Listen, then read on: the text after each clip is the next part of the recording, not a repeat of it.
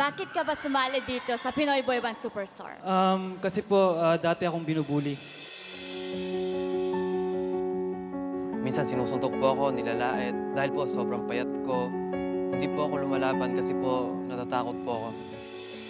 And itong pinagdadaanan ko po, tinake ko po ito as a motivation para mas pagbutihin ko po.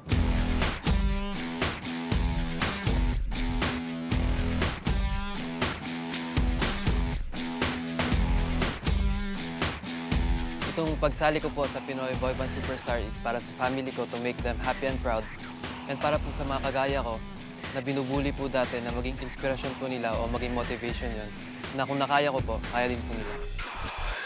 Gusto ko po maging inspirasyon sa mga kagaya ko na binubuli, na maging motivation po nila yon.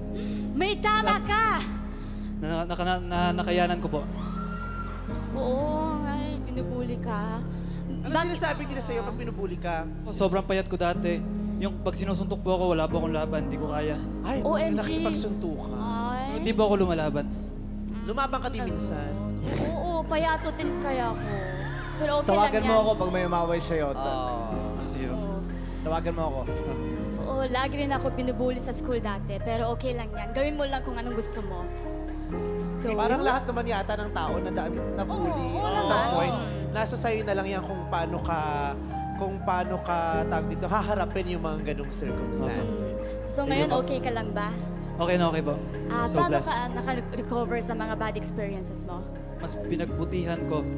Tinake ko yan lahat as motivation para mas pagbutihin.